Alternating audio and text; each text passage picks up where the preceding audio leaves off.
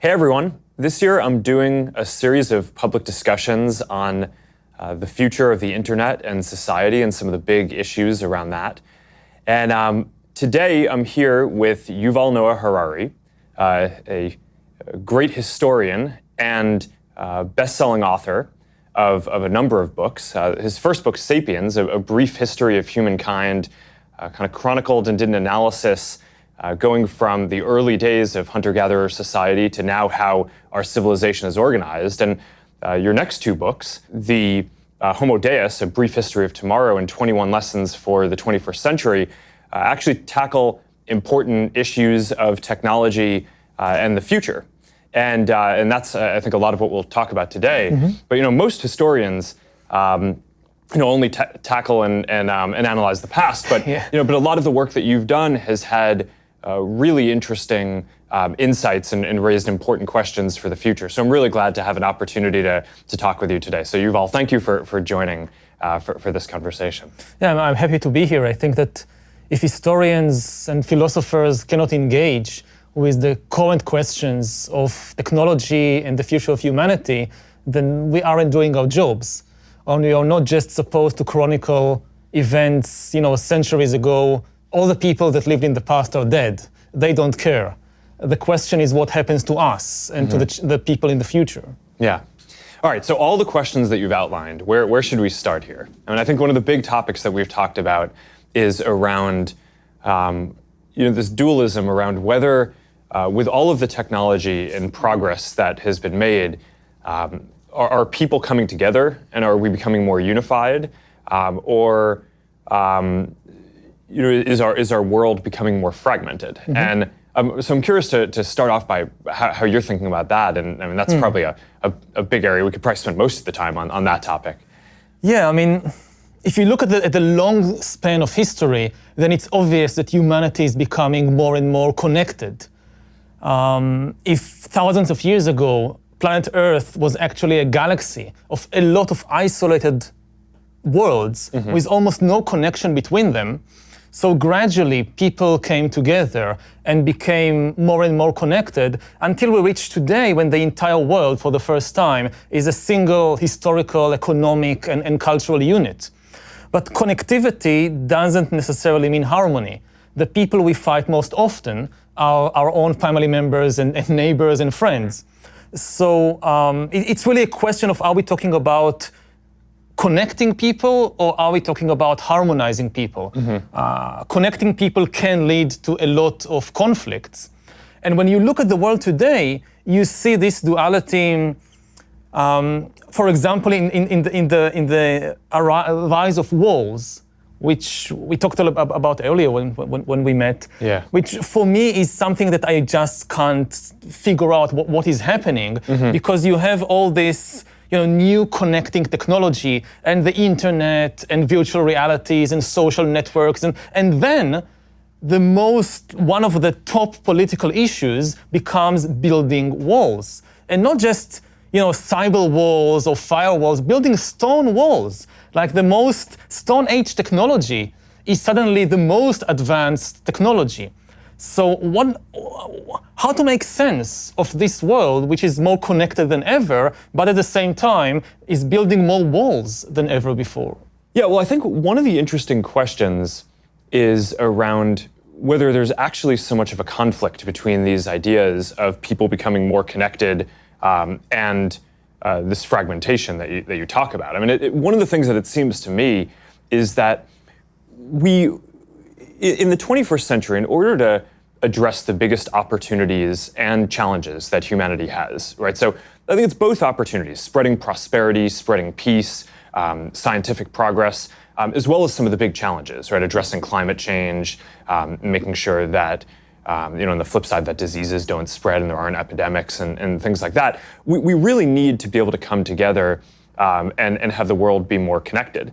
But at the same time, that only works if we as individuals have our economic and social and spiritual needs met. And so one way to think about this is in terms of fragmentation, but another way to think about it is in terms of personalization, right? And I just think about, when I was growing up, one of the big things that I think that the internet enables is for people to connect with groups of people who share their real values and interests. And it wasn't always like this, right? Before the internet, you were really tied to your physical location. And I just think about how when I was growing up, I grew up in a town of about 10,000 people, and there were only so many different clubs or activities that you could do. So I grew up, like a lot of the other kids, playing Little League baseball. And I kind of think about this in retrospect. It's like, I'm not really into baseball. I'm not really an athlete. So why did I play Little League when my real passion was programming computers? And the reality was that growing up, there was no one else really in my town who was into programming computers. So I didn't have a peer group or a club that I could do that. It wasn't until I went to boarding school and then later college where I actually was able to meet people who were into the same things as I am. And now I think with the internet, that's starting to change, right? And now you have the ability to not just be tethered to your physical location, but to find people who have more niche interests and different kind of subcultures and communities on the internet, which I think is a really powerful thing. But it also means that me growing up today, I probably wouldn't have played Little League. And you can think about me playing Little League as that could have been a unifying thing where there weren't that many things in my town, so that was a thing that brought people together. So maybe if I was creating, or if I was a part of a community online that might have been more meaningful to me, getting to know real people, but around programming, which is my real interest, you would have said that our community growing up would have been more fragmented, right? And people wouldn't have had the same kind of sense of physical community. So when I think about these problems, one of the questions that I wonder is maybe fragmentation and personalization, or finding what you actually care about, are two sides of the same coin. But the bigger challenge that I worry about is whether there are a number of people who are just left behind in the transition, who were people who would have played Little League but haven't now found their new community and now just feel dislocated. And maybe their primary orientation in the world is still the physical community that they're in, or that they haven't really been able to find a community of people who they're interested in. And as the world has progressed, I think a lot of people feel lost in that way, and that probably contributes to some of the feelings. That would be my hypothesis, at least. That's the social version of it. There's also the economic version around globalization, which I think is as important. But I'm curious what you think about that.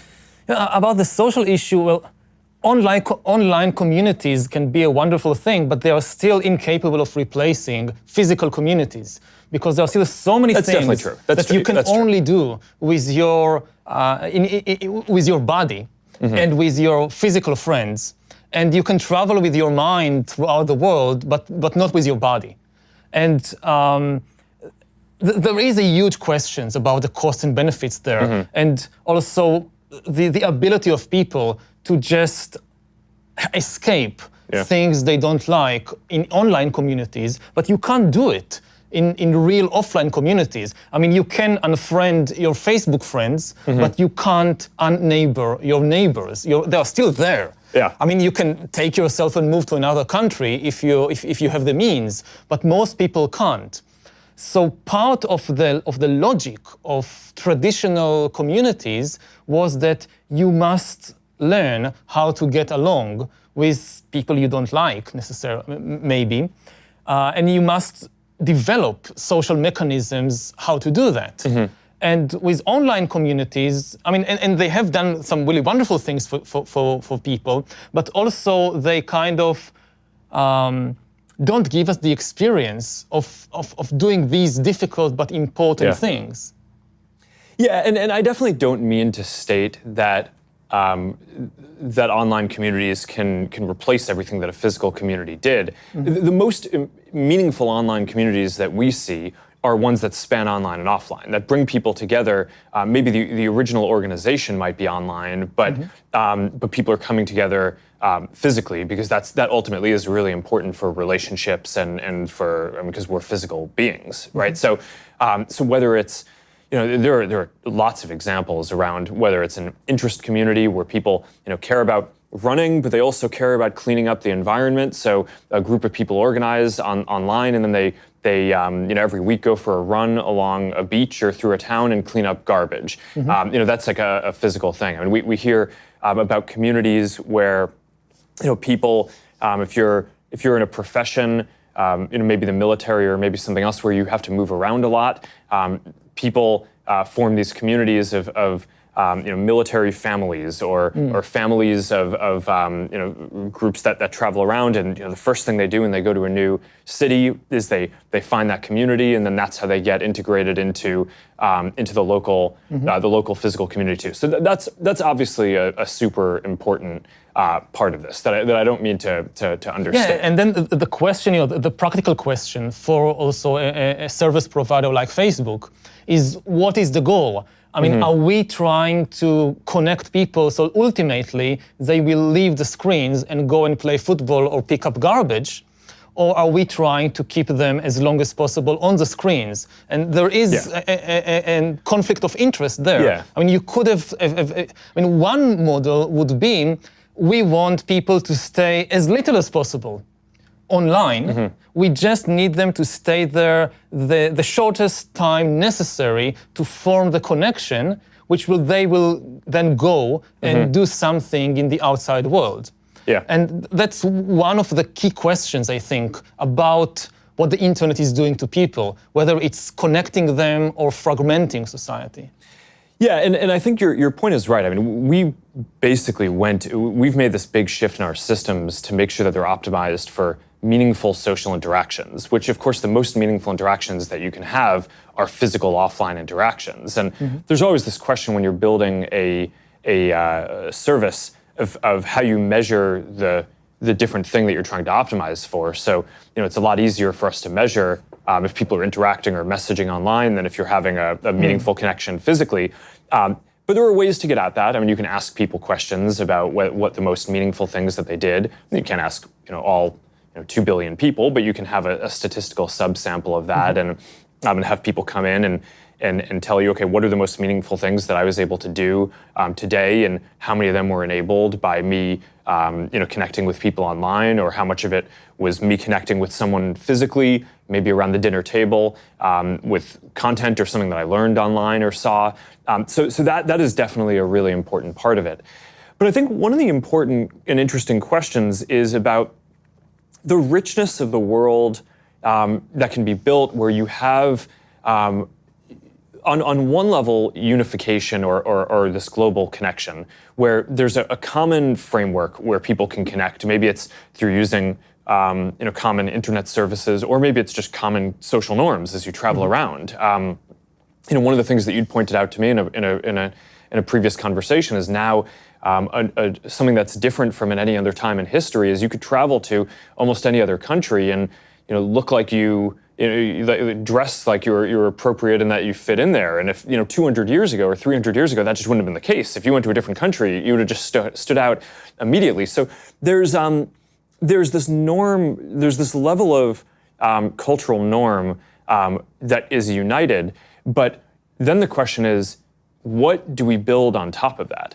And I think one of the things that a broader kind of set of cultural norms or shared values and framework enables is a richer set of subcultures and subcommunities and people to actually go find the things that they're interested in lots of different communities to be created that wouldn't have existed before. Going back to my story before, it wasn't just my town that had Little League. I think when I was growing up, basically every town had very similar things. There's a Little League in every town, and maybe instead of every town having Little League, there should be Little League should be an option. But if you wanted to do something that not that many people were interested in my case, programming, in other people's case, maybe interest in some part of history or some part of art, that there just may not be another person in your 10,000 person town who share that interest. I think it's good if you can form those kind of communities, and now people have can find connections and can find a group of people who share their interest. And I think that there's a question, though, of you can look at that as fragmentation, right? Because now we're not all doing the same things, right? We're not all, going to church and playing Little League and doing the exact same things. Or you can think about that as richness and depthness in our social lives. And I just think that that's an interesting question: is where you want the commonality across the world and the connection, and where you actually want that commonality to enable deeper richness, even if that means that people are doing different things. And I'm curious if you have a view on that, and where that's positive versus where that creates a lack of social cohesion. Yeah, I mean, I think almost nobody would argue with the benefits of richer social environment in which people have more options to connect around all kinds of things. The key question is, how do you still create enough social cohesion on a level of a country, and increasingly also on the level of the entire globe, in order to tackle our main problems? I mean, we need global cooperation like never before, because we are facing unprecedented global problems. We just had Earth Day, and it should be obvious to everybody, we cannot deal with the problems of the environment, of climate change, except through global cooperation. Similarly, if you think about the potential disruption caused by new technologies like artificial intelligence, we need to find a mechanism for global cooperation around issues like how to prevent an AI arms race, how to prevent different countries racing to build autonomous weapon systems and killer robots, and weaponizing the internet and weaponizing social networks. Unless we have global cooperation, we can't stop that, because every country will say, well, we don't want to produce killer robots, it's a bad idea, but we can't allow our rivals to do it before us, so we must do it first. And then you have a race to the bottom. Similarly, if you think about the potential disruptions to the job market and the economy caused by AI and automation, so it's quite obvious that there will be jobs in the future, but will they be evenly distributed between different parts of the world?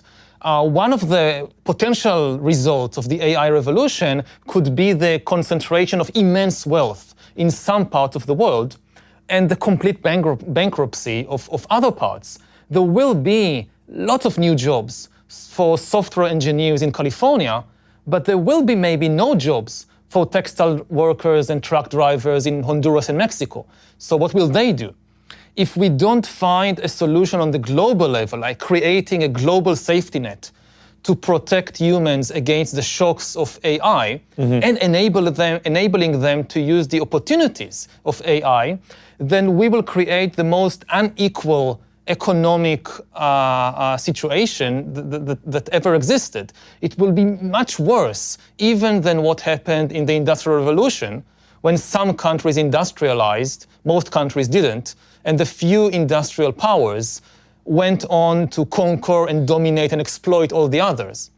So how do we create enough global cooperation so that the enormous benefits of AI and automation don't go only, say, to California and Eastern China, while the rest of the world is being left far behind? Yeah, I think that's important. So I would unpack that into two sets of issues.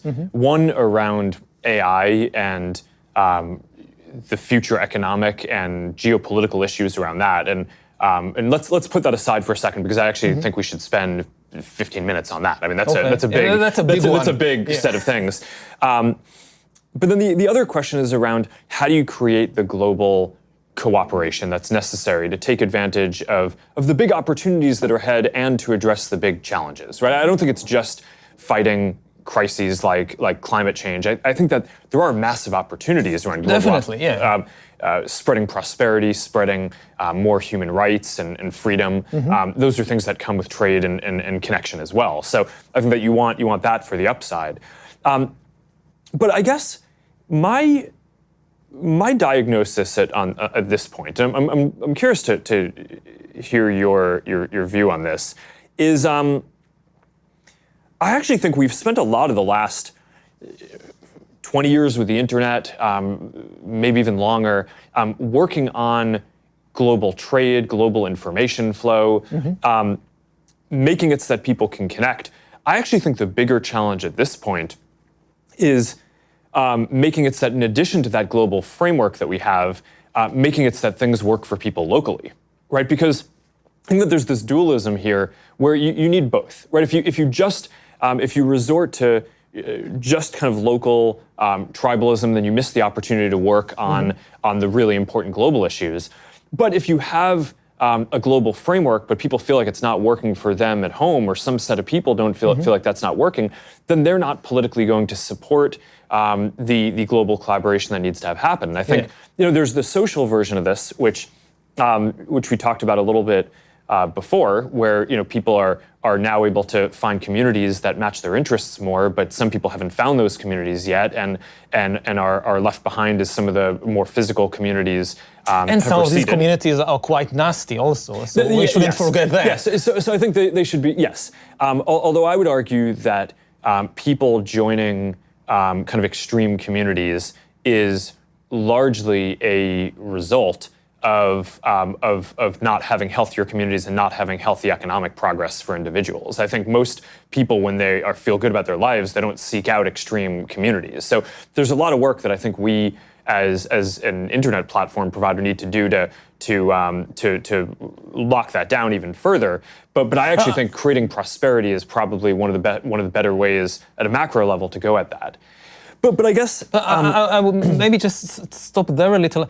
People that feel good about themselves have done some of the most terrible things in human history. I mean, we shouldn't confuse people feeling good about themselves and about their lives with people being benevolent and kind and so forth. And also, they wouldn't say that their ideas are extreme. And we have, so many examples throughout human history, from the Roman Empire to slave trade in the modern age and colonialism, that people, that they had a very good life. They had a very good family life and social life. They were nice people. I mean, I guess, I don't know, most Nazi voters were also nice people. If you meet them for a cup of coffee and you talk about your kids, they are nice people. And they think good things about themselves, and maybe some of them can have very happy lives. And even the ideas that we look back and say, this was terrible, this was extreme, they didn't think so.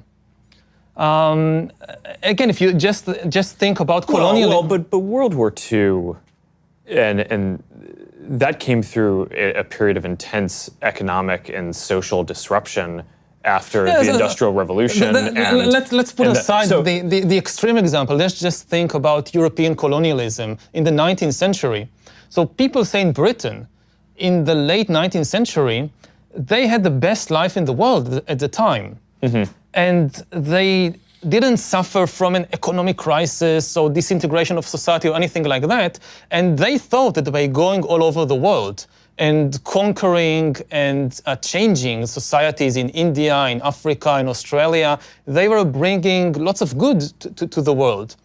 And I'm just saying that so that we are more careful about not confusing the good feelings people have about their life. It's not just miserable people suffering from poverty and economic crisis. Well, I think that there's a difference between the example that you're using of a wealthy society going and colonizing or doing different things that had different negative effects. That wasn't the fringe in that society. I guess what I was more reacting to before was your point about people becoming extremist. I would argue that in those societies, that wasn't those people becoming extremists. You can have a long debate about any part of history and whether the direction that a society chose to take is positive or negative and the ramifications of that. But I think today we have a specific issue, which is that more people are seeking out solutions at the extremes. And I think a lot of that is because of a feeling of dislocation, both economic and social. So that, now I think that there's a lot of ways that you go at that. And I think part of it, I mean, as someone who's running one of the internet platforms, I think we have a special responsibility to make sure that our systems aren't encouraging that. But I think broadly, the more macro solution for this is to make sure that people feel like they have that grounding and that sense of purpose and community, and that their lives are, and that they have opportunity. And I think that, statistically, what we see in sociologically is that when people have those opportunities, they don't, on balance, as much seek out those kind of groups. And I think that there's the social version of this. There's also the economic version. I mean, this is the basic story of globalization. Is on the one hand, it's been extremely positive for bringing a lot of people into the global economy, right? People in India and Southeast Asia and across Africa who wouldn't have previously had access to a lot of jobs in the global economy now do. And there's been probably the greatest, at a global level, inequality is way down, right? Because hundreds of millions of people have come out of poverty, and that's been positive. But the big issue has been that in developed countries, there have been a large number of people who are now competing with all these other people who are joining the economy, and jobs are moving to these other places. So a lot of people have lost jobs. For some of the people who haven't lost jobs, there's now more competition for those jobs for people internationally. So their wages, that's one of the factors I would.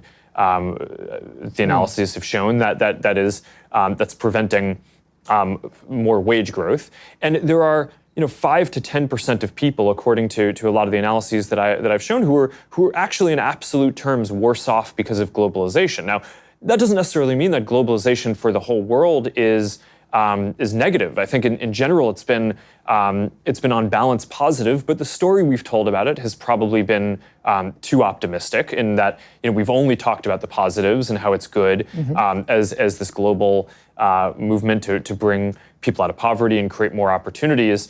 And the reality, I think, has been that it's been net very positive. But if there are 5 or 10% of people in the world who are worse off, there's 7 billion people in the world. So that's many hundreds of millions of people. The majority of whom are likely in the most developed countries in the U.S. and across Europe. That's going to create a lot of political pressure on those in those countries. So in order to have a global system that works, it feels like you need it to work at the global level, but then you also need individuals in each of the member nations in that system to feel like it's working for them too. And that recurses all the way down. So in local cities and communities, people need to feel like it's working for them, both economically and socially. So I guess at this point, the thing that I worry about, and I've rotated a lot of Facebook's energy to try to focus on this, is our mission used to be connecting the world. Now it's about helping people build communities and bringing people closer together. And a lot of that is because I actually think that the thing that we need to do to support more global connection at this point is making sure that things work for people locally. That in a lot of ways we've made it so that the internet, so that an emerging creator can. But how do you balance working it locally for people in the American Midwest and at the same time working it better for people in Mexico or South America or Africa? I mean, part of the imbalance is that when people in Middle America are angry, everybody pays attention, because they have their finger on the button. But if people in Mexico or people in Zambia feel angry, we care far less, because they have far less power. I mean, the pain, and I'm not saying the pain is not real, the pain is definitely real, but the pain of somebody in Indiana reverberates around the world far more than the pain of somebody in Honduras or in the Philippines, simply because of the imbalances of the power in the world. And I mean, earlier, what we said about fragmentation, I know that Facebook faces a lot of criticism about kind of encouraging people, some people, to move to these extremist groups. But that's a big problem, but I don't think it's the main problem. I think also it's something that you can solve if you put enough energy into that. That is something you can solve. But this is the problem that gets most of the attention now. What I worry more, again, not just about Facebook, about the entire direction that the new internet economy and the new tech economy is going towards, is increasing inequality between different parts of the world, which is not the result of extremist ideology, but the results of a certain economic and political model. And secondly, undermining human agency and undermining the basic philosophical ideas of democracy and the free market and individualism. These, I would say, my two greatest concerns about the development of technology like AI and machine learning. And this will continue to be a major problem, even if we find solutions to the issue of social extremism in particular groups. Mm-hmm. Yeah, I certainly agree that extremism is I would think about it more as a symptom and a big issue that needs to be worked on. But I think the bigger question is making sure that everyone has a sense of purpose, has a role that they feel matters, and social connections. Because at the end of the day, we're social animals, and I think it's easy in our theoretical thinking to abstract that away. But that's such a fundamental part of who we are. So that's why I focus on that. I don't know, do you want to move over to some of the AI issues? Because I think that's or do you want to stick on this topic for a second? No, I mean, this topic is closely connected to AI. Again, because I think that, one of the disservices that science fiction, and I'm a huge fan of science fiction, but I think it has done some pretty bad things, which is to focus attention on the wrong scenarios and the wrong dangers. That people think, AI is dangerous because the robots are coming to kill us. And this is extremely unlikely, that we'll face a robot rebellion. I'm much more frightened about robots always obeying orders than about robots rebelling against the humans. I think the two main problems with AI, and we can explore this in greater depth, is what I just mentioned. First, increasing inequality between different parts of the world, because you'll have some countries which lead and dominate the new AI economy, and this is such a huge advantage that it kind of trumps everything else.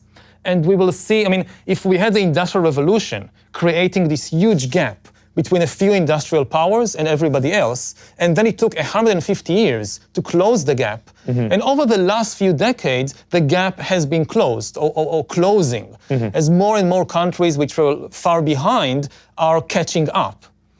Now the gap may reopen and be much worse than ever before because of the rise of AI and because AI is likely to be dominated by just a small number of countries. So that's one issue, AI and inequality.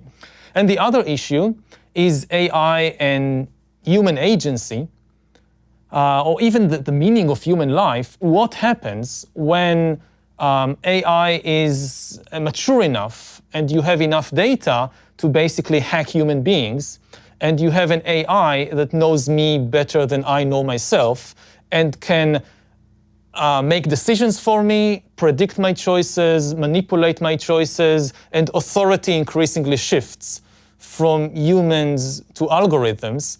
So not only decisions about which movie to see, but even decisions like which community to join, who to befriend, whom to marry. We increasingly rely on the recommendations of the AI, and what does it do to human life and human agency? So these I would say the two most important issues of AI inequality and AI and human agency. Yeah. And I think both of them get down to a similar question around values, right? And who's building this, and what are the values that are encoded, and how does that end up playing out? I tend to think that in a lot of the conversations around AI, we almost personify AI, right? Your point around killer robots or something like that. But I actually think AI is very connected to the general tech sector, right? So almost every technology product and increasingly a lot of not what you call technology products are made better in some way by AI. So it's not like AI is a monolithic thing that you build. It powers a lot of products. So it's a lot of economic progress and can get towards some of the distribution of opportunity questions that you're raising. But it also is fundamentally interconnected with these really socially important questions around data and privacy and how we want our data to be used and what are the policies around that and what are the global frameworks. And so one of the big questions that, so I tend to agree with a lot of the questions that you're raising, which is that a lot of the countries that have the ability to invest in future technology, of which AI and data and future internet technologies are certainly an important area, are doing that because it will give their local companies an advantage in the future, right? And to be the ones that are exporting services around the world. I tend to think that right now, the United States has a major advantage that a lot of the global technology platforms are made here, and certainly a lot of the values that are encoded in that are shaped largely by American values. They're not only. I mean, speaking for Facebook, I mean, we serve people around the world and we take that very seriously. But certainly ideas like giving everyone a voice, that's something that is probably very shaped by the American ideas around free speech and strong adherence to that. So I think culturally and economically, there's an advantage for countries to develop, to kind of push forward the state of the field and have the companies that in the next generation are the strongest companies in that. So certainly you see different countries trying to do that, and this is very tied up in not just economic prosperity and inequality, do they have but a also real chance? I mean, does a country like Honduras, Ukraine, Yemen has any real chance of joining the AI race, or are they are already out? I mean, it's not going to happen in Yemen. It's not going to happen in Honduras. And then what happens to them in 20 years or 50 years? Some of this gets down to the values around how it's developed, though. What is, I think that there are certain advantages that countries with larger populations have because you can get to critical mass in terms of universities and industry and investment and things like that.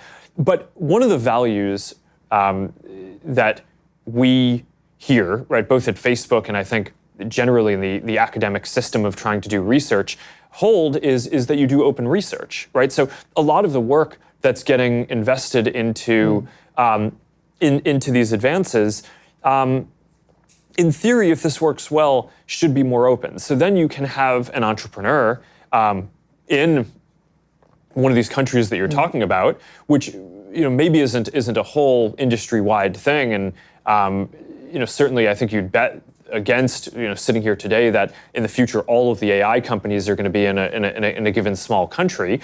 But I don't think it's far-fetched to believe that there will be an entrepreneur in some place who can use Amazon Web Services to spin up instances for compute, who can hire people across the world in a globalized economy and can leverage research that has been done in the US or across Europe or in different open academic institutions or companies that increasingly are publishing their work that are pushing the state-of-the-art forward on that. So I think that there's this big question about what we want the future to look like. And part of the way that I think we want the future to look is we want it to be open. We want the research to be open. I think we want the internet to be a platform. And this gets back to your unification point versus fragmentation. One of the big risks, I think, for the future is that the internet policy in each country ends up looking different and ends up being fragmented. And if that's the case, then I think the entrepreneur in the countries that you're talking about in Honduras probably doesn't have as big of a chance if they can't leverage all the advances that are happening everywhere. But if the internet stays one thing and the research stays open, then I think that they have a much better shot. So when I look towards the future, one of the things that I just get very worried about is the values that I just laid out are not values that all countries share. And when you get into some of the more authoritarian countries and their data policies, they're very different from the kind of regulatory frameworks that across Europe and across a lot of other people are talking about or have put into place. And just to put a finer point on it, and recently I've come out and I've been very vocal that I think that more countries should adopt a privacy framework like GDPR in Europe. And a lot of people, I think, have been confused about this. They're like, well, why are you arguing for more privacy regulation? Why now, given that in the past you weren't as positive on it? And I think part of the reason why I am so focused on this now is I think at this point, people around the world recognize that these questions around data and AI and technology are important. So there's going to be a framework in every country. I mean, it's not like there's not going to be regulation or policy. So I actually think the bigger question is, what is it going to be? And the most likely alternative to each country adopting something that encodes the freedoms and rights of something like GDPR, in my mind, the most likely alternative is the authoritarian model, which is currently being spread, which says, as every company needs to store everyone's data locally in data centers, and if I'm a government, I should be able to go send my military there and be able to access whatever data I want, and be able to take that for surveillance or military or helping local military industrial companies. And I mean, I just think that that's a really bad future, right? That's not the direction that I, as someone who's building one of these internet services, or just as a citizen of the world, want to see the world going. To be the devil's advocate for a moment, I mean, if I look at it from the viewpoint, let's say, of India. So I listened to the American president saying America first, and I'm a nationalist, I'm not a globalist, I care about the interests of America, and I wonder, is it safe to store the data about Indian citizens in the US and not in India, when they're openly saying they care only about themselves? So why should it be in America and not in India? Well, I think that there's the motives matter, and certainly I don't think that either of us would consider India to be an authoritarian country that has. So I would say that. It can still say we want data and metadata on Indian users to be stored on Indian soil. We don't want it to be stored on American soil or somewhere else. Yeah, and I can understand the arguments for that, and I think that the intent matters, right? And I think countries can come at this with open values and still conclude that something like that could be helpful. But I think one of the things that you need to be very careful about is that if you set that precedent, you're making it very easy for other countries that don't have open values and that are much more authoritarian and want the data not to protect their citizens, but to be able to surveil them and find dissidents and lock them up. So I think I agree. But I think that it really boils down to the questions that do we trust America?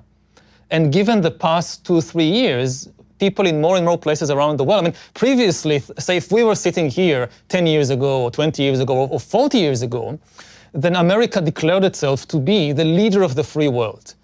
We can argue a lot whether this was the case or not, or at least on the declaratory level, this was how America presented itself to the world. We are the leaders of the free world, so trust us, we care about freedom.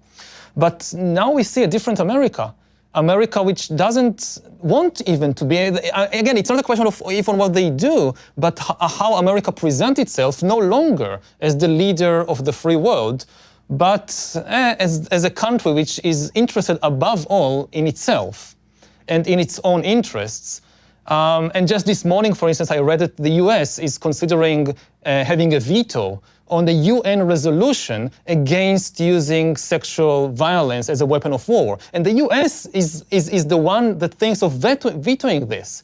And as somebody who is not a citizen of the US, I ask myself, can I still trust America to be the leader of the free world if America itself says, I don't want this role anymore?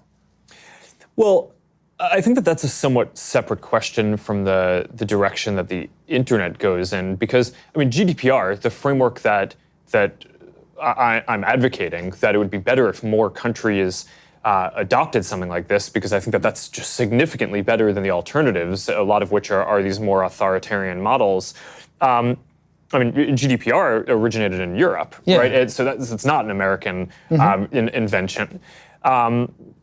And I think in general, these values of openness in research, of cross-border flow of ideas and trade, that's not an American idea, right? I mean, that's a global philosophy for how the world should work. And I think that the alternatives to that are, at best, fragmentation, right, which breaks down the global model on this. At worst, a growth in authoritarianism for the models of how this gets adopted. And that's where I think that the precedents on some of this stuff get really tricky. I mean, you're I think doing a good job of playing devil's advocate in the conversation because you're bringing all of the counter arguments that I think someone with good intent might bring to argue, hey, maybe a different set of data policies is something that we should consider. The thing that I just worry about is that what we've seen is that once a country puts that in place, that's a precedent that then a lot of other countries that might be more authoritarian use to basically be a precedent to argue that they should do the same things, and then that spreads, and I think that that's bad, right? And that's one of the things that that is the person running this company. I'm quite committed to making sure that we play our part in pushing back on that and keeping the internet as one platform. So I mean, one of the most important decisions that I think I get to make is the person running this company is, where are we going to build our data centers and store data? And we've made the decision that we're not going to put data centers in countries that we think have weak rule of law, where people's data may be improperly accessed, and that could put people in harm's way. And I mean, there have been a lot of questions around the world around questions of censorship, and I think that those are really serious and important. I mean, a lot of the reason why I build what we build is because I care about giving everyone a voice, giving people as much voice as possible. So I don't want people to be censored. At some level, these questions around data and how it's used and whether authoritarian governments get access to it, I think are even more sensitive because if you can't say something that you want, that is highly problematic. That violates your human rights, I think, in a lot of cases. It stops progress.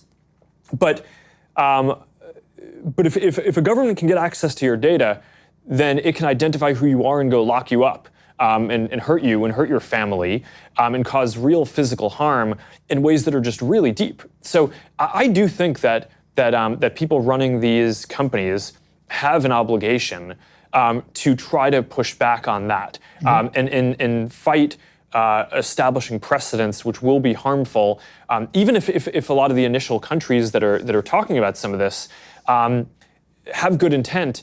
I think that this can easily go off the rails. And when you talk about in the future AI and data, which are two concepts that are just really tied together, I just think the values that comes from, and whether it's part of a more global system, a more democratic process, a more open process, that's one of our best hopes for having this work out well. If it comes from repressive or authoritarian countries, then I just think that's going to be highly problematic in a lot of ways. Yeah, but that raises the question of how do we build AI in such a way that it's not inherently a tool of surveillance and manipulation and control? I mean, this goes back to the idea of creating something that knows you better than you know yourself, which is kind of the ultimate surveillance and control tool. And we are building it now in different places around the world. It's being built. And what are your thoughts about how to build an AI which serves individual people and protects individual people, and not an AI which can easily, with a flip of a switch, becomes kind of the ultimate surveillance tool? Well, I think that is more about the values and the policy framework than the technological development. I mean, it's a lot of the research that's happening in AI are just very fundamental mathematical methods where a researcher will create an advance, and now all of the neural networks will be 3% more efficient. I'm just kind of throwing this out, and that means that all right. Newsfeed will be a little bit better for people. Our systems for detecting things like hate speech will be a little bit better. But our ability to find photos of you that you might want to review will be better. But all these systems get a little bit better. So now I think the bigger question is you have places in the world where governments are choosing to use that technology and those advances for things like widespread face recognition and surveillance. And those countries, I mean, China's doing this, they create a real feedback loop, which advances the state of that technology where they say, okay, well, we want to do this. So now there's a set of companies that are sanctioned to go do that and are getting access to a lot of data to do it because it's allowed and encouraged. So that is advancing and getting better and better. That's not a mathematical process. That's kind of a policy process that they want to go in that direction. Those are the values, and it's an economic process of the feedback loop and development of those things compared to in countries that might say, hey, that kind of surveillance isn't what we want. Those companies just don't exist as much, right? Or don't get as much support. I don't know. I mean, my home country of Israel is, at least for Jews, it's a democracy. And it's one of the leaders of the world in surveillance technology. And we basically have one of the biggest laboratories of surveillance technology in the world, which is the occupied territories. And exactly these kinds of systems are being developed there and exported all over the world. So given my personal experience back home, again, I don't necessarily trust that just because a society in its own inner workings is, say, democratic, that it will not develop and spread these kinds of technologies. Yeah, I agree. It's not clear that a democratic process alone solves it, but I do think that it is mostly a policy question, right? A government can quite easily make the decision that they don't want to support that kind of surveillance, and then the companies that they would be working with to support that kind of surveillance would be out of business, and then, or at the very least, have much less economic incentive to continue that technological progress. So that dimension of the growth of the technology gets stunted compared to others, and that's generally the process that I think you want to follow broadly, right? Technological advance isn't by itself good or bad. I think it's the job of the people who are shepherding it, building it, and making policies around it to have policies and make sure that their effort goes towards amplifying the good and mitigating the negative use cases. And that's how I think you end up bending these industries and these technologies to be things that are positive for humanity overall. And I think that's a normal process that happens with most technologies that get built. But I think what we're seeing in some of these places is not the natural mitigation of negative uses. In some cases, the economic feedback loop is pushing those things forward, but I don't think it has to be that way. But I think that's not as much a technological decision as it is a policy decision. I fully agree, but I mean, every technology can be used in different ways, for good or for bad. You can use the radio to broadcast music to people, and you can use the radio to broadcast Hitler giving a speech to millions of Germans. The radio doesn't care. The radio just carries whatever you put in it. So yeah, it is a policy decision, but then it just raises the question, how do we make sure that the policies are the right policies in a world when it is becoming more and more easy to manipulate and control people on a massive scale like never before? I mean, the new technology, it's not just that we invented technology and then we have good democratic countries and bad authoritarian countries, and the question is, what will they do with the technology? The technology itself could change the balance of power between democratic and totalitarian systems. Yeah. And I fear that the new technologies are giving an inherent advantage, not necessarily overwhelming, but they do tend to give an inherent advantage to totalitarian regimes, because the biggest problem of totalitarian regimes in the 20th century, which eventually led to their downfall, is that they couldn't process the information efficiently enough. If you think about the Soviet Union, so you have this model, an information processing model, which basically says we take all the information from the entire country, move it to one place, to Moscow, there it gets processed, decisions are made in one place, and transmitted back as commands. This was the Soviet model of information processing. And versus the American version, which was, no, we don't have a single center. We have a lot of organizations and a lot of individuals and businesses, and they can make their own decisions. In the Soviet Union, there is somebody in Moscow. If I live in some small farm or kolkhoz in Ukraine, there is somebody in Moscow who tells me how many radishes to grow this year, because they know. And in America, I decide for myself with, I get signals from the market and I decide. And the Soviet model just didn't work well because of the difficulty of processing so much information quickly with 1950s technology. And this is one of the main reasons why the Soviet Union lost the Cold War to the United States. But with the new technology, it might become, it's not certain, but one of my fears is that the new technology suddenly makes central information processing far more efficient than ever before, and far more efficient than distributed data processing.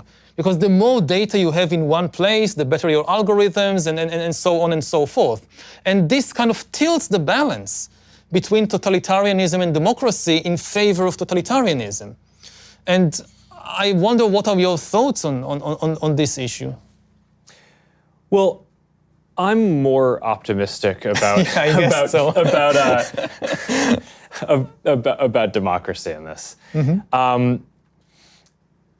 I think the way that the democratic process needs to work is people start talking about these problems, and then even if it seems like it starts slowly in terms of people caring about data issues and technology policy, because it's a lot harder to get everyone to care about it than it is just a small number of decision makers. So I think that the history of democracy versus more totalitarian systems is, it always seems like the totalitarian systems are going to be more efficient and the democracies are just going to get left behind. But smart people, people start discussing these issues and caring about them. And I do think we see that people do now care much more about their own privacy, about data issues, about the technology industry. People are becoming more sophisticated about this. They realize that that having a lot of your data stored can both be an asset because it can help provide a lot of benefits and services to you, but increasingly maybe it's also a liability because there are hackers and nation states who might be able to break in and use that data against you or exploit it or reveal it. So maybe people don't want their data to be stored forever. Maybe they want it to be reduced in permanence. Maybe they want it all to be end-to-end encrypted as much as possible in their private communications. People really care about this stuff in a way that they didn't before. And that's certainly over the last several years, that's grown a lot. So I think that conversation is the normal democratic process. And I think what's going to end up happening is that by the time you get people broadly aware of the issues and on board, that is just a much more powerful approach, where then you do have people in a decentralized system who are capable of making decisions, who are smart, who I think will generally always do it better than too centralized of an approach. And here is, again, a place where I worry that personifying AI and saying AI is a thing, right? That an institution will develop, and it's almost like a sentient being. I think mischaracterizes what it actually is, right? It's a set of methods that make everything better, let me retract that. That's way too broad. It's a lot of technological processes more efficient, and I think that's. But that's the worry. It makes that's not just for centralized folks, right? It's, I mean, in our context, so we build our business is this ad platform, and a lot of the way that can be used now is we have 90 million small businesses that use our tools. And now, because of this access to technology, they have access to the same tools to do advertising and marketing and reach new customers and grow jobs that previously only the big companies would have had. And that's a big advance, and that's a massive decentralization. When people talk about our company and the internet platforms overall, they talk about how there's a small number of companies that are big, and that's true. But the flip side of it is that now there are billions of people around the world who have a voice, that they can share information more broadly, and that's actually a massive decentralization in power, and kind of returning power to people. Similarly, people have access to more information, have access to more commerce. That's all positive. So I don't know. I'm an optimist on this. I think we have real work cut out for us, and I think that the challenges that you raise are the right ones to be thinking about, because if we get it wrong, that's the way in which I think it will go wrong.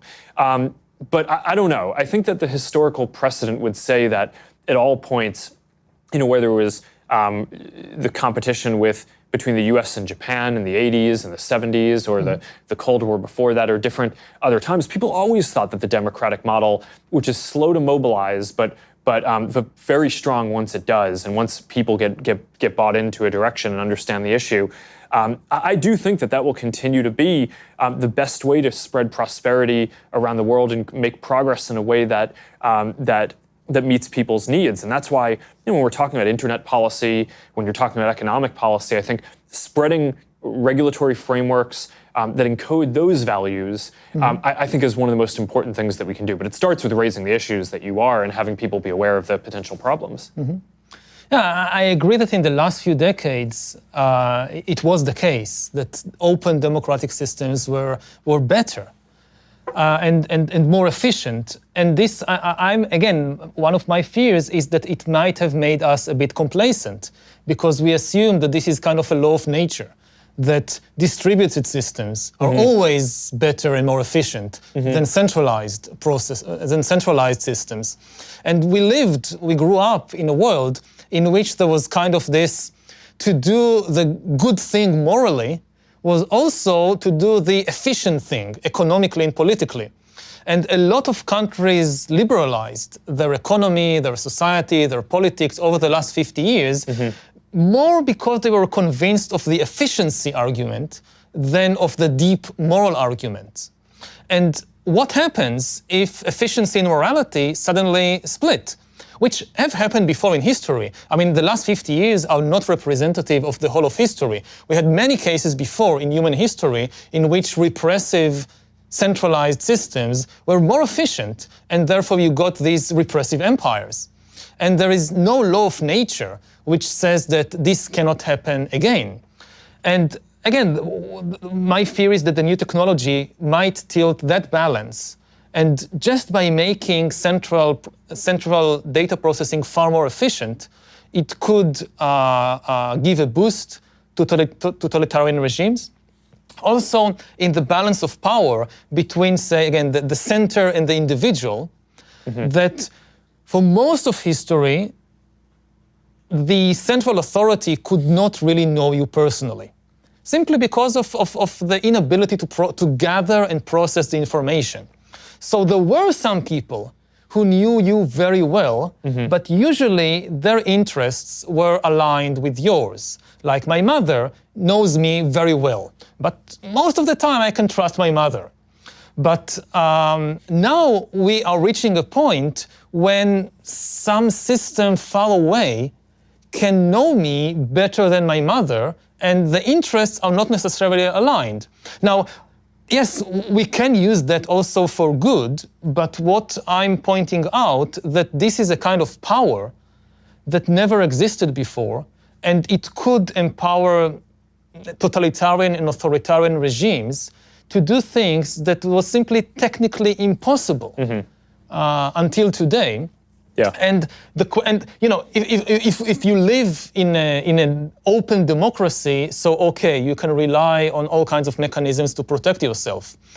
But thinking more globally about this issue, I think a key question is, how do you protect human attention from being hijacked by malevolent players who know you better than you know yourself, who know you better than your mother knows you? And this is a question that we never had to face before, because we never had, usually the malevolent players just didn't know me very well. Yeah, okay, so there's a lot in what you were just talking about. I mean, I think in general, one of the things that, I do think that there is a scale effect where one of the best things that we could do if we care about these open values and having a globally connected world, I think making sure that the critical mass of the investment in new technologies encodes those values is really important. So that's one of the reasons why I care a lot about not supporting the spread of authoritarian policies to more countries, and either inadvertently doing that or setting precedents that enable that to happen. Because I think the more development that happens in the way that is more open, where the research is more open, where people have where the policy making around it is more democratic, I think that's going to be positive. So I think kind of maintaining that balance ends up being really important. And one of the reasons why I think democratic countries over time tend to do better on serving what people want is because there's no metric to optimize the society, right? It's when you talk about efficiency, a lot of what people are talking about is economic efficiency, right? Are we increasing GDP? Are we increasing jobs? Are we decreasing poverty? And those things are all good, but I think part of what the democratic process does is people get to decide on their own which of the dimensions in society matter the most to them in their lives. If you can hijack people's attention and manipulate them, then people deciding on their own just doesn't help, because I don't realize it, that somebody manipulated me to think that this is what I want. And we are reaching the point when, for the first time in history, you can do that on a massive scale. So again, I speak a lot about the issue of free will in this regard. And the people that are easiest to manipulate are the people who believe in free will and who simply identify with whatever thought or desire pops up in their mind, because they cannot even imagine that this desire is not the result of my free will. This desire is the result of some external manipulation. Now, it may sound paranoid, and for most of history, it was probably paranoid because nobody had this kind of ability to do it on a massive scale. But here, like in Silicon Valley, the tools to do that on a massive scale have been developed over the last few decades. And they may have been developed with the best intentions.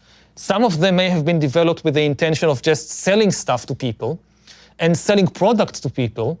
But now the same tools that can be used to sell me something I don't really need can now be used to sell me a politician I really don't need, or an ideology that I really don't need. It's the same tool. It's the same hacking the human animal and manipulating what's happening inside.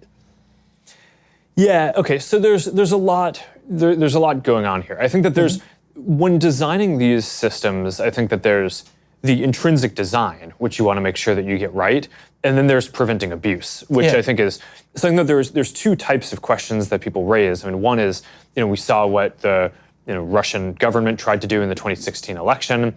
That's clear abuse. We need to build up really advanced systems for detecting that kind of interference in the democratic process and more broadly, being able to identify when people are standing up networks of fake accounts that are not behaving in a way that normal people would, to be able to weed those out and work with law enforcement and election commissions and folks all around the world and intelligence community to be able to coordinate and be able to deal with that effectively.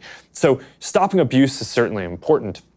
But I would argue that the even more, the deeper question is about the intrinsic design of the systems, Yeah, right? exactly. So not just fighting the abuse. And there, I think that the incentives are more aligned towards a good outcome than a lot of critics might say. And here's why. I think that there's a difference between what people want first order and what they want second order over time, right? So right now you might just consume a video because you think it's silly or fun, and you wake up and or you kind of look up an hour later and you've watched a bunch of videos and you're like, well, what happened to my time? And okay, so maybe in the narrow short-term period, you consumed some more content. And maybe you saw some more ads, so it seems like it's good for the business, but it actually really isn't over time, because people make decisions based on what they find valuable. And what we find, at least in our work, is that what people really want to do is connect with other people, right? It's not just passively consume content. So we've had to find and constantly adjust our systems over time to make sure that we're rebalancing it, so that way you're interacting with people, so that way we make sure that we don't just measure systems in the signals in the system, like what are you clicking on, because that that could get you into a bad local optimum. But instead we bring in real people to tell us what their real experience is in words, right? Not just kind of filling out scores, but also telling us, what were the most meaningful experiences you had today. What content was the most important? What interaction did you have with a friend that mattered to you the most? And was that connected to something that we did? And if not, then we go and try to do the work to figure out how we can facilitate that. And what we find is that, in the near term, maybe showing some people some more viral videos might increase time, right? But over the long term, it doesn't. It's not actually aligned with our business interest or the long-term social interest. So in strategy terms, that would be a stupid thing to do. And now I think a lot of people think that businesses are just very short-term oriented, and that we only care about, people think that businesses only care about the next quarter profit. But I think that most businesses that get run well, that's just not the case. And I think last year on one of our earnings calls, I told investors that we'd actually reduce the amount of video watching that quarter by 50 million hours a day, because we wanted to take down the amount of viral videos that people were seeing, because we thought that was displacing more meaningful interactions that people were having with other people, which in the near term might have a short-term impact on the business for that quarter, but over the long term would be more positive, both for how people feel about the products and for the business. And one of the patterns that I think has actually been quite inspiring or a cause of optimism in running a business is that oftentimes you make decisions that you think are going to pay off long down the road, right? So you think, okay, I'm doing the right thing long term, but it's going to hurt for a while. And I almost always find that the long term comes sooner than you think. And that when you make these decisions that they're maybe taking some pain in the near term in order to get to what will be a better case down the line, that better case, maybe you think it'll take 5 years, but actually it ends up coming in a year, right? And I think people at some deep level know when something is good, and I guess this gets back to the democratic values, because at some level I trust that people have a sense of what they actually care about, and it may be that if we were showing more viral videos, maybe that would be better than the alternatives that they have to do right now, right? I mean, maybe that's better than what's on TV, because at least they're personalized videos. Maybe it's better than YouTube if we have better content, or whatever the reason is. But I think you could still make the service better over time for actually matching what people want. And if you do that, that is going to be better for everyone. So I do think the intrinsic design of these systems is quite aligned with serving people in a way that is pro-social. And that's certainly what I care about in running this company, is to get there. Yeah, I think this is like the rock bottom. That this is the most important issue, that ultimately what I'm hearing from you and from many other people when I have these discussions is ultimately the customer is always right, the voter knows best, people know deep down, people know what is good for them, people make a choice, If they choose to do it, then it's good. That has been the bedrock of at least Western democracies for centuries, for generations. And this is now where the big question mark is.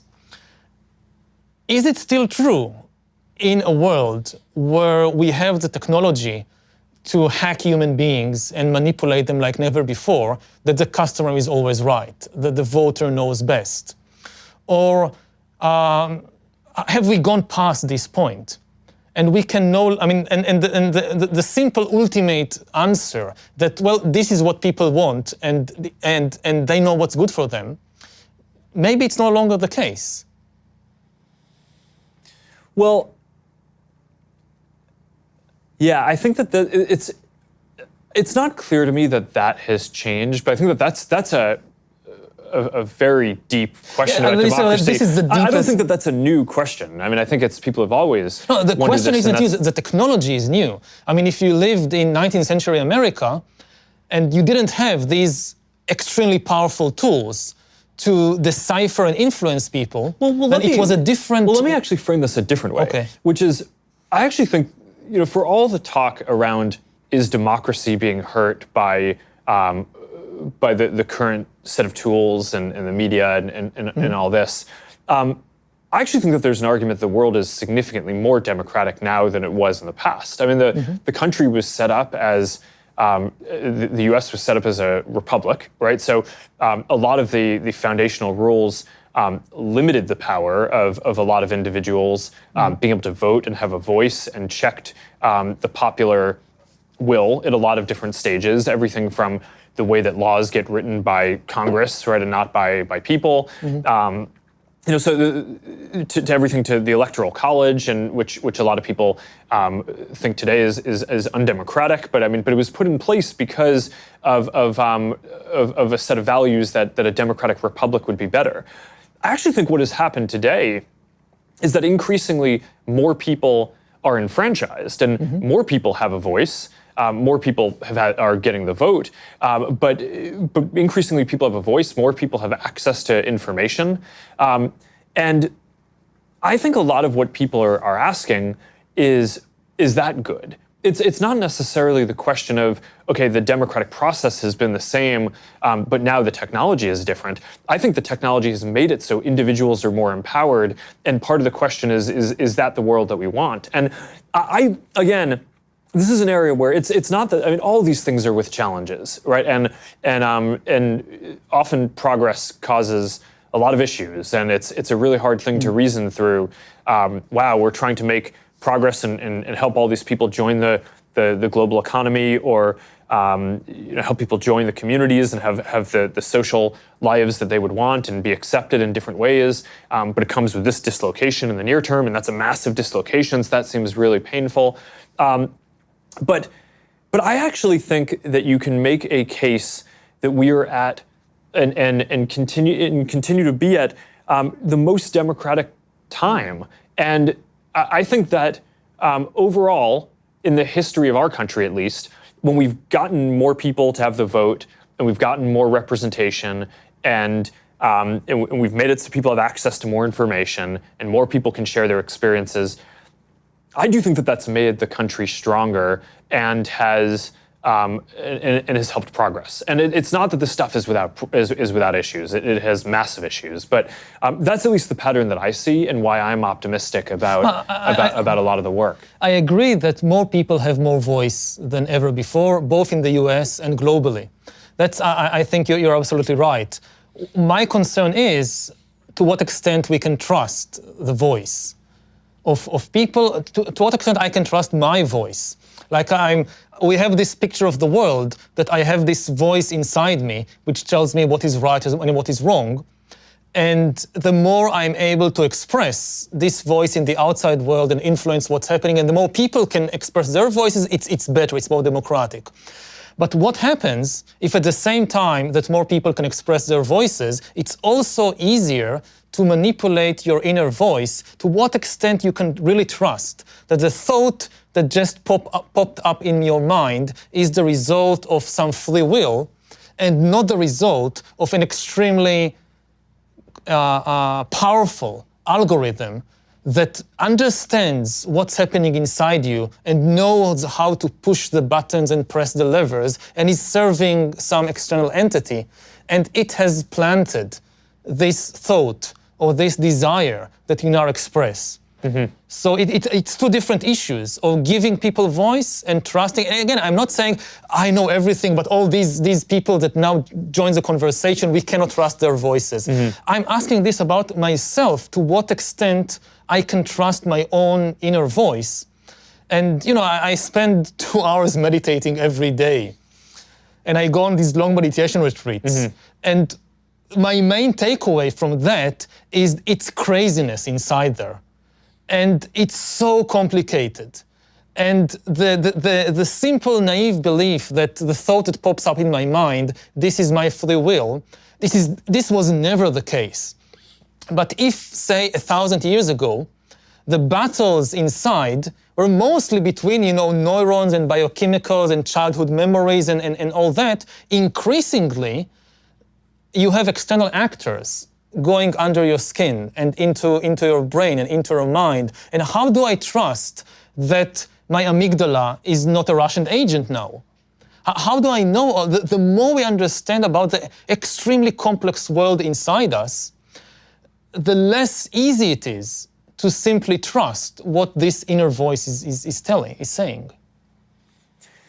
Yeah, I understand the point that you're making. As one of the people who's running a company that develops ranking systems to try to help show people content that's going to be interesting to them,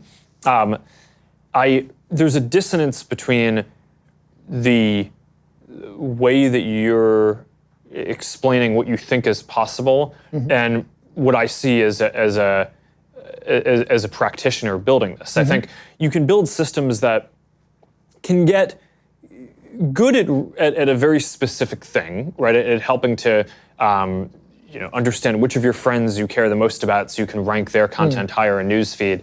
But the idea that there's some kind of generalized AI that's a monolithic thing that understands all dimensions of who you are in a way that's deeper than you do, I think doesn't exist and is probably quite far off from existing. So there's certainly abuse of the systems that I think needs to be, that I think is more of a policy and values question, which is, on Facebook, you're supposed to be your real identity. So if you have, to use your example, Russian agents or folks from the government, the IRA, who are posing as someone else and saying something, and you see that content, but you think it's coming from someone else, then that's not an algorithm issue. I mean, that's someone abusing the system and taking advantage of the fact that you trust that on this platform, someone is generally going to be who they say they are. So you can trust that the information is coming from someplace and kind of slipping in the back door that way. And that's the thing that we certainly need to go fight. But I don't know, as a broad matter, I do think that there's this question of to what degree are the systems, and this kind of brings it full circle to where we started on is it fragmentation or is it personalization? Is the content that you see, if it resonates, is that because it actually just more matches your interests, or is it because you're being incepted and convinced of something that you don't actually believe and is dissonant with your interests and your beliefs? And certainly all the psychological research that I've seen and the experience that we've had is that when people see things that don't match what they believe, they just ignore it, right? So certainly there can be an evolution that happens where a system shows information that you're going to be interested in, and if that's not managed well, that has the risk of pushing you down a path towards adopting a more extreme position or evolving the way you think about it over time. But I think most of the content, it resonates with people because it resonates with their lived experience, and to the extent that people are abusing that, and either trying to represent that they're someone who they're not, or trying to take advantage of a bug in human psychology where we might be more prone to an extremist idea.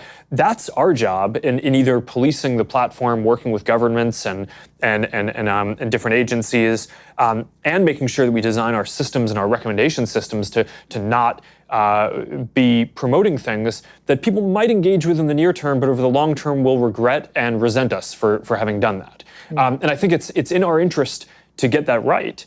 And for a while, I think we didn't understand the depth of some of the problems and challenges that we face there. And there's certainly still a lot more to do. And when you're up against nation states, I mean, they're very sophisticated, so they're going to keep on evolving their tactics. But the thing that I think is really important is that the fundamental design of the systems, I do think, in our incentives are aligned with helping people connect with the people they want, have meaningful interactions, not just getting people to watch a bunch of content that they're going to resent later that they did that, and certainly not making people have more extreme or negative viewpoints than what they actually believe. So. Maybe I can try and summarize my view in that we have two distinct dangers coming out of the same technological tools. We have the easier danger to grasp, which is of extreme totalitarian regimes of a kind we haven't seen before. And this could happen in different countries, maybe not in the US, but in other countries, that these tools, you say that these are abuses.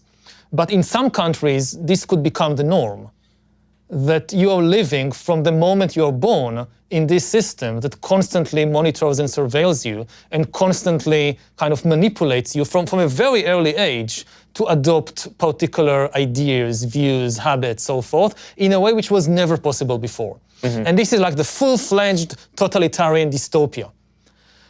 Which could be so effective that people would not even resent it because they will be completely aligned with the values or the ideals of the system. It's not 1984 where you need to torture people all the time. No, if you have agents inside their brain, you don't need the external secret police.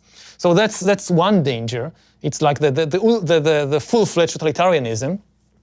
Then in places like the US, the more immediate danger or problem to think about is what is increasingly people refer to as surveillance capitalism, that you have these systems that constantly interact with you and come to know you, and it's all supposedly in your best interests to give you better recommendations and better advice. So it starts with recommendation for which movie to watch and where to go on vacation. But as the system becomes better, it gives you a recommendation on what to study at college, where to work, ultimately whom to marry, who to vote for, which religion to join. Like join a community. Like you have all these religious communities. This is the best religion for you. For your type of personality, Judaism, nah, it won't work for you. Go with Zen Buddhism. It's a much better fit for your personality. You would thank us. In 5 years, you would look back and you say, this was an amazing recommendation. Thank you. I so much enjoy Zen Buddhism. And again, people will feel that this is aligned with their own best interests. And the system improves over time. Yeah, there will be glitches. Not everybody will be happy all the time. But what does it mean that all the most important decisions in my life are being taken by an external algorithm? What does it mean in terms of human agency, in terms of, the meaning of life? For thousands of years, humans tended to view life as a drama of decision-making. Like life is it's a journey, you reach an intersection after intersection, and you need to choose. Some decisions are small, like what to eat for breakfast, and some decisions are really big, like whom to marry. And almost all of art and all of religion is about that. Like almost whether it's a Shakespeare tragedy or a Hollywood comedy, it's about the hero or heroine needing to make a big decision, to be or not to be, to marry X or to marry Y. And what does it mean to live in a world in which increasingly we rely on the recommendations of algorithms to make these decisions until we reach a point when we simply follow them all the time or most of the time. And they make good recommendations. I'm not saying that this is some abuse, something sinister. No, they are good recommendations. But we don't have a model for understanding what is the meaning of human life in such a situation. Well, I think the biggest objection that I'd have to both of the ideas that you just raised is that we have access to a lot of different sources of information, a lot of people to talk to about different things. And it's not just like there's one set of recommendations or a single recommendation that gets to dominate what we do, and that gets to be overwhelming, either in the totalitarian or the capitalist model of what you were saying. To the contrary, I think people really don't like and are very distrustful when they feel like they're being told what to do or just have a single option. One of the big questions that we've studied is how to address when there's a hoax or clear misinformation. And the most obvious thing that it would seem like you do intuitively is tell people, hey, this seems like it's wrong. Mm-hmm. Here is the other point of view that is right. Or at least, if it's a polarized thing, even if it's not clear what's wrong and what's right, here's the other point of view. If you're on any given issue. And that really doesn't work, right? So what ends up happening is if you tell people that something is false, but they believe it, then they just end up not trusting you, right? So that ends up not working. And if you frame two things as opposites, right? So if you say, okay, well, you're a person who doesn't believe in, you're seeing content about not believing in climate change. Mm-hmm. So I'm going to show you the other perspective, right? Here's something that argues that climate change is a thing. That actually just entrenches you further, mm-hmm. Because it's, okay, someone's trying to kind of control. Yeah, So what ends up working, right, sociologically and psychologically, the thing that ends up actually being effective is giving people a range of choices. So if you show not here's the other opinion and with a judgment on the piece of content that a person engaged with, but instead you show a series of related articles, right, or content, then people can kind of work out for themselves, hey, here's the range of different opinions or things that exist on this topic. And maybe I lean in one direction or the other, but I'm kind of going to work out for myself where I want to be. Most people don't choose the most extreme thing. And people end up feeling like they're informed and can make a good decision. Mm-hmm. So at the end of the day, I think that's the architecture and the responsibility that we have, is to make sure that the work that we're doing gives people more choices, that it's not a single opinion that can kind of dominate anyone's thinking, mm-hmm. But where you can connect to hundreds of different friends, and even if most of your friends share your religion or your political ideology, you're probably going to have 5 or 10% of friends who come from a different background, who have different ideas, and at least that's getting in as well. So you're getting a broader range of views. Mm-hmm. So I think that these are really important questions, and it's not like there's an answer that is going to fully solve it one way or another. Definitely not. But I think these are the right things to talk through. We've been going for 90 minutes, so we probably should wrap up. But I think we have a lot of material to cover in the next one of these that hopefully we'll get to do at some point in the future. And thank you so much for coming and joining and doing this. This has been a really interesting series of important topics to discuss. Yeah, so thank you for hosting me, and for being open about these very difficult questions, which I know that you being the head of a global corporation, I can just sit here and speak whatever I want, but you have many more responsibilities on your head. So I appreciate that kind of you putting yourself on the firing line and dealing with these questions. Thanks. All right. Thank you. Yeah.